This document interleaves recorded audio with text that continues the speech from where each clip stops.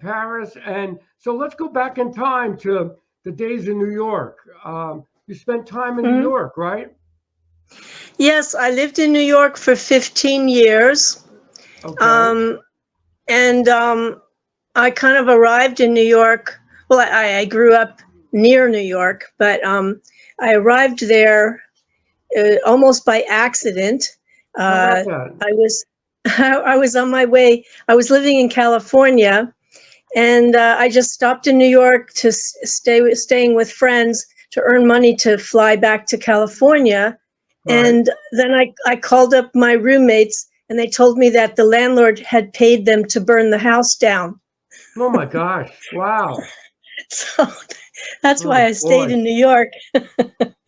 And then I had a bunch of different jobs, lots of weird jobs. And then I was working at the Muppets. Actually, I had tried to get a job as I would have been the first camera woman for CNN, but Oh wow. How and about they that? said I had to do a test first, which Okay. I would have passed, but I didn't get the test because the guy had to go for a hernia operation. And then I just was hanging around at the Muppet Show, and I started working there without even Oh. being hired.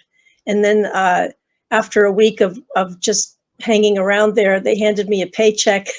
Oh wow. and there, and I was at the Muppets for 2 years. How was it working with I Tim Henson? Very, very good. Was he a Oh good? yeah, it was great. It was great. And I worked with Frank Oz, and Oh wow. Okay. I worked.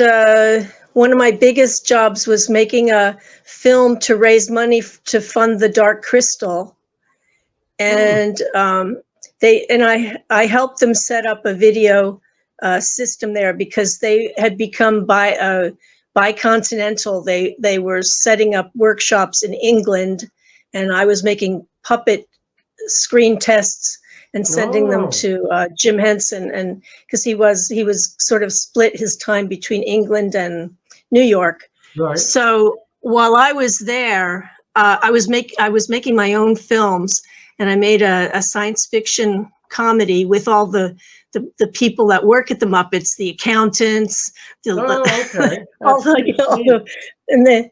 and one of the mothers of one of the main puppet people, puppeteers in the Muppet Show, and so I made this film called Love Among the Mutants, and it premiered at Anthology Film Archives, but somebody saw it and who worked for that club, Right. hurrah, and asked me if I wanted to show it, and that was right when I got fired. Oh wow. So and so I said, okay, I'll show it. First, I went to check out the place, and hurrah was the first club to ever have a really big video installation in a club. Oh It wasn't wow. just I didn't know that. a TV on a bar. It was a real installation. They had all these video monitors hanging from the ceiling, and it was artistically, it was a feature of the club. Oh, I never knew So that. so when I went there was this really great, talented lighting designer, and his name was Carlos Rodriguez, and he would make these lighting installations in the club. I don't know if you ever noticed, but they were moving. They would sort of change over time, and he cut out all these shapes and Oh had them on wow. wheels in front of colored lights, and they were really beautiful. So when I walked in and they turned on the monitors, the whole room like lit up bright, like with the light of a TV tubes, and Oh it man, destroyed. that's You great. couldn't see his artistry, and he was furious. And he goes, "Oh, there's Oh fucking man. videos." And so I was inspired. I thought, yeah, I don't want to just show my film. I want to create a whole ambience with the video that's dark, that won't Hmm. blow out his work. And so I started improvising visual stuff, and I made lots of dark animations, and I started improvising how to use the video with the DJ. And I Oh made okay. up the job of video jockey. And I said, I'll only show my film here if you let me create some kind of a use for the video where I could just glide my film into it, Wow. into the show, and not just flick on all the monitors. Well, that was our And first. really, That was our first big show.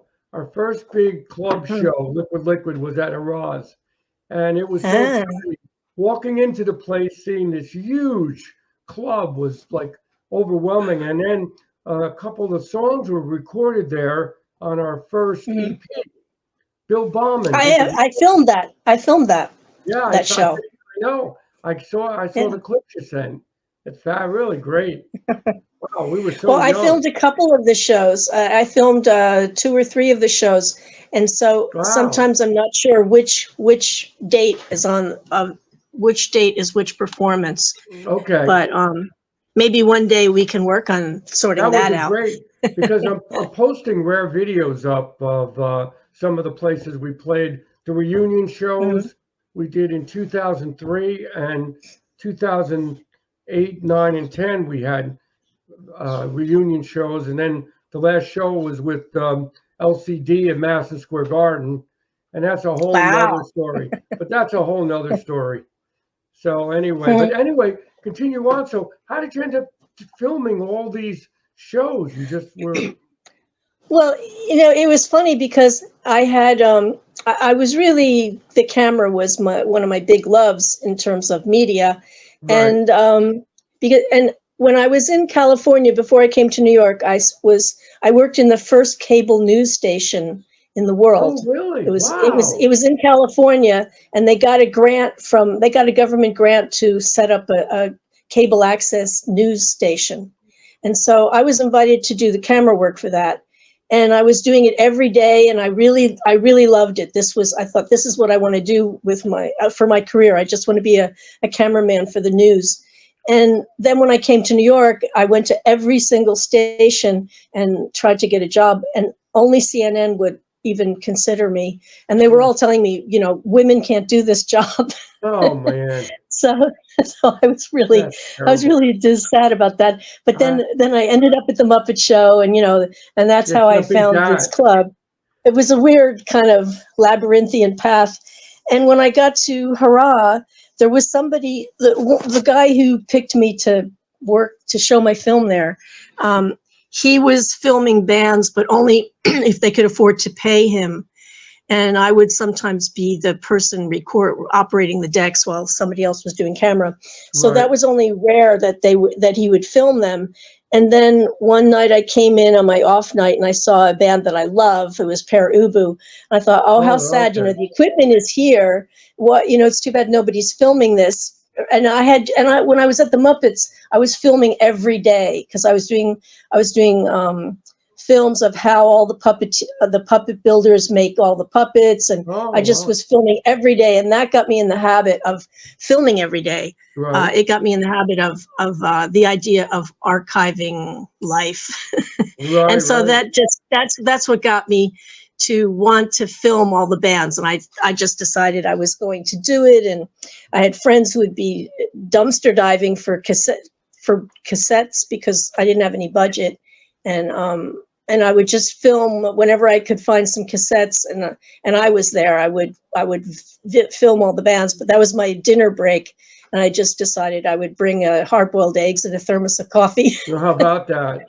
Well, you were at the really a peak of that whole era. That 81, 80, Yeah, 81 was just an exciting Uh, period for groups playing at the yeah. club, and it was really exciting And to be I part of would that. discover them. I would discover them while I was filming them. I didn't know already, and it was a very exciting way to discover music. Oh, I'm And sure.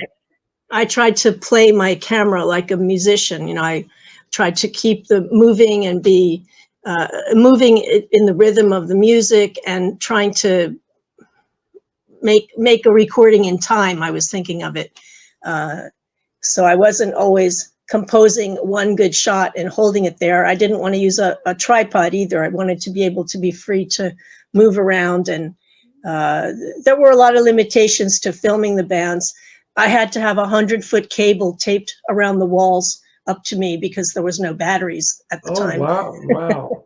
And Now that that was like an umbilical cord. oh my gosh. Because I saw your website, all the archives of groups is amazing. I mean, how Mm. many groups you must have seen. Is there any that stand out that that? 130 concerts Wow. and 20. Let's see, and 104 different bands. Holy smoke! Wow, that's fantastic. And Yeah. then the VJ Diaries, is that? Explain some of that. How did that come about? Did I send you a link to see the film? Some of it, yeah. I didn't. No, I don't think so. I didn't. Oh, I'll do that. Okay. I'll do that. I have it streaming on my website, but I'll send you a link. So it was weird how that came about, because it started out that my ex-partner stole all my archive and sold it to a stock footage company, and I didn't know that. And then when I tried to get access to my tapes, and I was having trouble, I discovered that, and I had to hire a lawyer and try and get back the tapes. And meanwhile, he left the country, and so I made a deal with the people that had paid him to have all the tapes, that I said, you have to make, but before I even got into it, be able to talk to them, I had to prove it was me that made the tapes. And I started looking for the people who I'd worked with. This was like 30 years later. Right. And trying to do some interviews of them saying I was the one who did the footage. Right. And funny enough, I was so good at being invisible that nobody remembered that I was the one making the tapes. That's funny. But I thought, well, as long as I'm here, I'm going to start doing interviews and make a whole documentary on the whole thing. Funny. And eventually I did get this other company to make good digital copies of everything, the whole archive. Otherwise it could have perished, because it was already on bad tape. Some of the top tape was, very used. And so this was already now a few decades ago that I got them to copy everything. And now I started digitizing it into the computer. To make it more accessible. That was during COVID. I started doing that because people had been asking me forever to show stuff, and I just didn't get around to it. That was great seeing the liquid footage. I mean, we were so young. We had the same problem trying to get our rights back. Publishing rights are always tough. We've got some of it, and then there's always fights going on with trying to get your rights. But that's the most important thing is a musician is their publishing rights. Once you get those, it's a very important key of future, royalties or whatever with bands. So, and now let me talk about your movies. I see you did 3 movies. Explain some of that. Were they done in the States or in Europe? There's so many of them. Let me think. Borders, when I was in this Motel Balloon. Borders. Oh yeah, those were documentaries. I made Borders, which has Steve Buscemi in it, and Robert Anton Wilson, a bunch of people, and Dr. Michio Kaku. Oh, how about that? And it's a very interesting documentary on all kinds of borders. I got to physical borders, psychological borders, artistic borders. I was really playing around with the idea. And in that one, I also went across the border in Mexico and followed illegal aliens entering the country. Oh my gosh. And then I was embedded with the border patrol and watched them catching people and talking about their life as border patrol. And so I really now what about what about Motel Blue? What was that about? Motel Blue 19. That is based on a stage play written by Edgar Oliver, and he's a really great actor and writer. I heard of him. Okay. And that I wanted to make a feature out of that. And the guy who produced Barton Fink and all the Coen Brothers films. He was my producer, and he was going to raise the money, and he did raise the money to do that feature, but then within a month we lost the money because it was going to be funded by, I think, by Luxembourg or Belgium or somewhere, and then they had a change of government, and we lost the money. Oh So boy. I never made that film. And then Oh, I met my current husband and moved okay. to France. Wow. Now, what about this Metaphoria? What's that? What's that one Oh about? yeah. Well, for Metaphoria, I got an Emmy Award for that one. How about Um, that? That's great. Yay! That's great.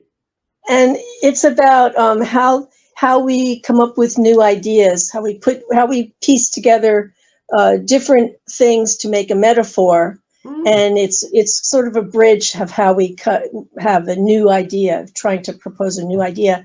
And this film, I did interviews with the man who invented the isolation tank, Dr. Yeah. John Lilly, Oh and he yeah. also was the first person to try and speak with dolphins, and Right. He's he very was the first. famous.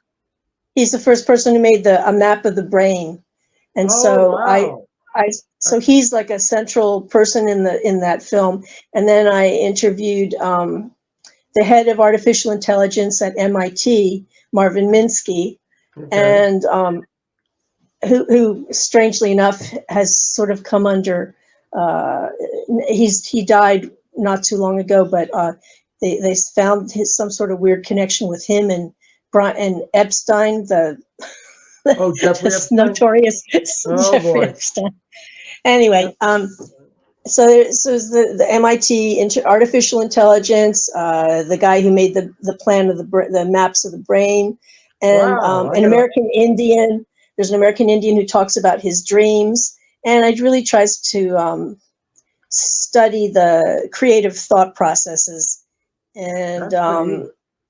it was very interesting film to make, especially to meet Dr. John Lilly. I And imagine. uh, Now, I now, tried out the isolation tank. oh, you did. How did that Hmm. feel? Was that kind of like It was good? What amazing. was it in water, or were you floating in that, or Yeah, just? That's what I yeah. thought. I was floating in water, lots of Epsom salts or something to make you Wow. very buoyant. And the one I did was in New York City. And Oh. the first thing I noticed was how you could hear sounds in the distance. And it just Hmm. made me think of New York in a different way because of the isolation of the sounds, immediate sounds.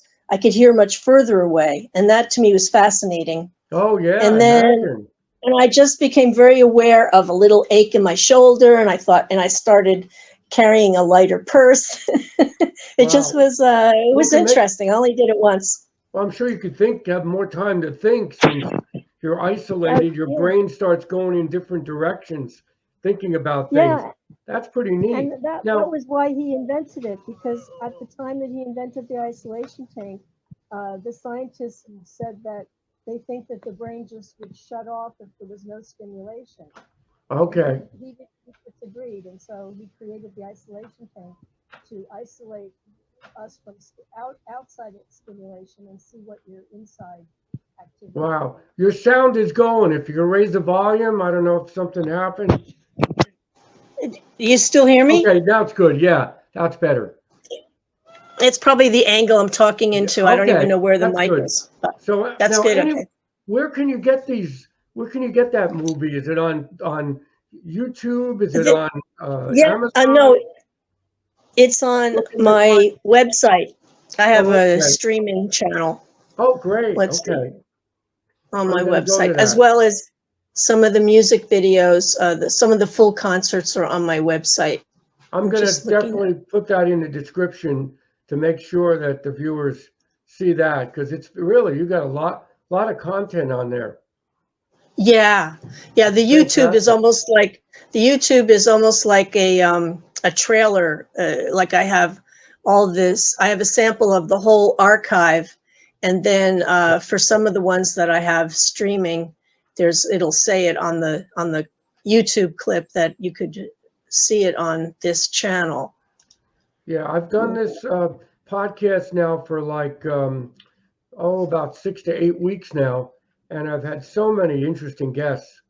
It's been Hmm. quite a journey to speak to all these different artists and musicians, and I want to speak to a lot of people like yourself from that '80s era. People, younger people don't know what happened back then and what the music was like, and I'm sure with your channel, everybody can see what how much great music was coming out. Did you film Joy Division too? Did they come over? No, no. I mean, my first night at Hurrah, when I showed my film Love Among the Mutants, that was supposed to be the opening bit for Joy Division. Oh, But okay. Ian Curtis had just killed himself like Oh, 2 days before, and oh so my the show God. was canceled. And then I kept working there. I mean, I kept doing it, and just a few months later, Joy Division did their first show. I mean, not Joy Division, New Order Okay. did their first show in America at Hurrah, and I filmed that. Oh, wow. Now, And do you remember the club Maxwell's in Hoboken? I don't know if you remember that club at all. I knew the name of it, but I never went there. But anyway, I interviewed the owner of Maxwell's at that time, and he had REM there the first time they came over. Nirvana had like 5 people in the back room there. That's it. Wow. You never know. And they played there because before they went, they had a day before they played in Hoboken, and then they did a big show at Harrah's or Danceteria, wherever the clubs they were playing at the time. Now, did you do anything at Danceteria, right? Did you know about that club, or did you go there? I didn't go to the first one, the first Danceteria, because Jim Farrat was working at Hurrah, and then he left Hurrah to start the Danceteria, and he asked me to go with him, but I said no. I said no, I was going to stay at Hurrah. And then when Hurrah closed, then I was invited to direct the video lounge of the second Danceteria, the one that was kind of near the Limelight. And I worked there for a few months, and eventually had a big show there that Sony paid for. When I quit, I started putting together music videos of bands who couldn't get record deals and broke it on Sony, broke it on video. And Sony went for that. And so I had a big show there to show the dance pack. There were bands like Shockslemania, Man Parish, who else? Lenny Kaye. Oh, I remember Lenny Kaye. I think he's still playing. I don't know. I might be. I don't know. But, yeah. That was quite an amazing period. We were lucky we found, 99 Records at that time. And then Ed ran 99, and his brother was the DJ at Hurrah's. And then he went to Danceteria. And I'm still in touch with Bill. We're supposed to do a podcast. He's a nice guy. Great guy. Yeah, he's great. He's great. Record collection of rare stuff. I went to his house once. Wow, he's got some art, got some real dandy of some great stuff. So now, what are you currently doing? What are you currently doing as far as projects? Well, I did just do a big show, which you guys are part of, at the Philharmonic of Paris. I remember. I sent you a little clip of that. Right. That was last year, though, and now this year I'm playing video games and writing nasty things about Donald Trump on Facebook. Oh boy, that's all I have time for. Oh, boy. No, I'm kidding. We have two bad presidents running. What can I tell you? We're a mess with that. I don't know. It is a mess. It is, but a mess. It is a mess. But seriously, folks, my next big film from the Hurrah collection will be on Shockslemania. Okay. And great. I did some interviews, and so I have to put that all together. And that's my next project. And then just doing a computer animation for fun and using it for decorating my films is pretty much what I do all the time. Boy, I tell you, this AI is a little scary, though. How, especially with music, how it's able to create all this artificial music made up, and people really have to discriminate now what's good and what's bad out there. And then I'm on Bandcamp, and I don't get too many sales, but it's just the way it is, and record labels are not easy to come by, so it's doggy dog out there. Yeah. Remember the band Doggy Dog? You remember them? No. No, they were a band. It was actually a band, friends of ours. But anyway, Huh. they played in the 80s. They were great people. So that's good to hear. I do art also. So if you ever want any paintings or anything to incorporate in Yeah. your work, Yeah. you saw my page of art. Yeah, I love that. Yeah, So that's another project that I want to do. Is I want to put together an ultimate liquid at Hurrah film that would be with great. all of the concerts that I filmed, and I'd like to use some of your paintings and animate them, like take out little bits of them, and That then would be do great. sort of decorate some of the songs, and then learn more about if there's the title of the songs, what they're Sure. about. Just let me That's know. what I enjoy. You do interviews also? Do you do Yeah, podcasts? yeah. Well, let me know. I'd Oh, be more than yeah, happy yeah. to do one for you and talk about Great. the band. And there's a lot of history there, a lot of good stories. Yeah. And Yeah, we'd love to. my art phase was really short. I went from 2009 till about 2019. I just stopped. I don't know. Maybe I ran out of space here at the house. I have so much art. But one day I'd like to do another. I've had a couple shows, but one day I'd like to do another art show and see what happens. So keep me in mind for that. Yeah. So that's Yeah. great. Did So you, do you know about the gallery Howl? no, I don't know about that. It's in New York. Are you Okay. based in New York? New Jersey, about an hour away. Oh, okay. I was born in New Jersey. How about that? I'm in central New Jersey. So about an Huh. hour from the city, but with traffic, Mhm. it could be an hour and a half, or sometimes I have friends in Brooklyn. Sometimes it could take 2 hours to get there. Traffic is horrible around here. It's just so many people. It's always been horrible. Yeah, that's true. That's true.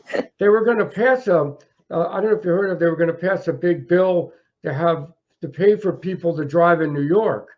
Uptown, they were going to have tolls with cameras where they were going to charge people 15, but the governor said, no, forget it. Can't do it. The That's MTA what they wanted, have in England. oh, They that's have that right. in London. Yeah. But that was last minute, it was canceled. And so thank Good. goodness these people that drive in the city all the time, $15 every day you come in just to drive Oh, uptown. yeah. I think it was certain streets all the way up to Midtown and past. I don't know if it didn't go into the Bronx, but the main theater district and all that whole busy area there. So anyway, well, Merrill, it was great meeting you, and keep me in mind for any kind of project, and I will definitely post your website and it's all on your website, right? All the information. Yeah, yeah. On the first page of my website, there's a Okay. big button that says streaming. So Okay. that's the page for looking at Great. what's online. And thank you for those videos. It's great seeing the band when we were like in our early 20s. It's pretty amazing. So long ago, but the band still is relevant for some crazy reason. People are still interested in us. So we must have did something good. Oh And you yeah. too. I think you tapped into a primal thing. We did. It's primal, it's timeless. At timeless, and there was a lot of timeless stuff in that period. The drum beat and the rhythm was really essential back then. Everybody was. I remember Gang of Four. They had that drum, and they were fantastic. They were one of my favorite bands that came over here. So Do you know Hugo Burnham, no, I the don't drummer? know. No. He's on Facebook. He's really fun. You should contact him. Maybe I can get him. He lives in the States. Okay, I'll try to. He was in Gang of Four? Yeah, he was the drummer. Okay. I'm going to try to get a hold of him. It'd be fun to talk to him. So anyway, yeah, he's a good talker. And I'm going to be talking to Ernie Brooks next. Do you know Ernie Brooks? He played with Arthur Russell and that whole minimal music scene at the Kitchen.